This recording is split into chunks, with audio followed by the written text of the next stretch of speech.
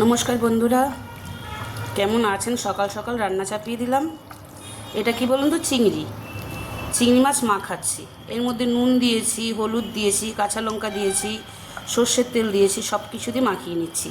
আমি আজকে একটা চিংড়ি সর্ষে পোস্ত করব। কাঁচা মাছটাকেই মাখিয়ে নিলাম। মাখানো হয়ে গেছে, আমি একটুখানি রেস্টে রাখবো।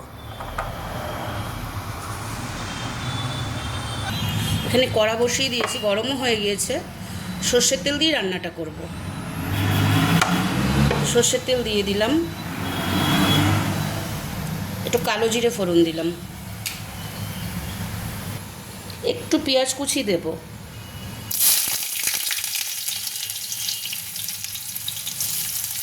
পেঁয়াজটা একটু লাল করে ভেজে নেব, তারপরে চিংড়িটা ছাড়বো। পেঁয়াজটা না ভাজা হয়ে গিয়েছে, খুব পুড়িয়ে ফেলবো না, একটু মোটামুটি একটু লাল করে, দেখুন একটা সুন্দর গন্ধ বেরিয়েছে। এবার আমি এই যে মাখিয়ে রাখা চিংড়ি মাছটা দিয়ে দিলাম।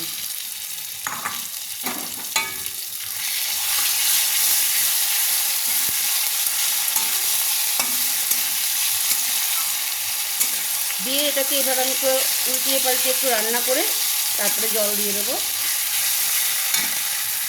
আচ্ছা দেখুন, আমি এভাবে রান্না করে নিয়েছি, চিংড়িটা একটু ভেজে নিয়েছি, ওপরের দিকে তেলটা উঠে এসছে। এবার আমি বাটি ধোয়া জলটা দিয়ে দেবো।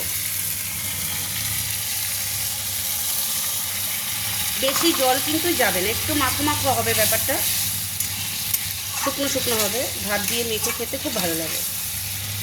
আমি একটু চাপা দিয়ে রাখবো এই 4-5 মিনিটের মতো। আমি একটু দেখে নিচ্ছি রান্নাটা কতটা এগোলো। হয়ে এসছে, একটা মাখো মাখো ব্যাপার হয়ে এসছে দেখুন। আর আপনারা চাইলে একটু চিনি দিতে পারেন, আর যারা খান না তারা দেবেন না। তো আজকে আমার সর্ষে পোস্ত চিংড়ি হয়ে গেল রেডি।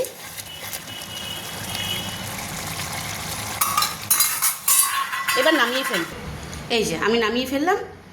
তাহলে যারা যারা ভালোবাসেন চিংড়ি সর্ষে পোস্ত বানিয়ে ফেলবেন।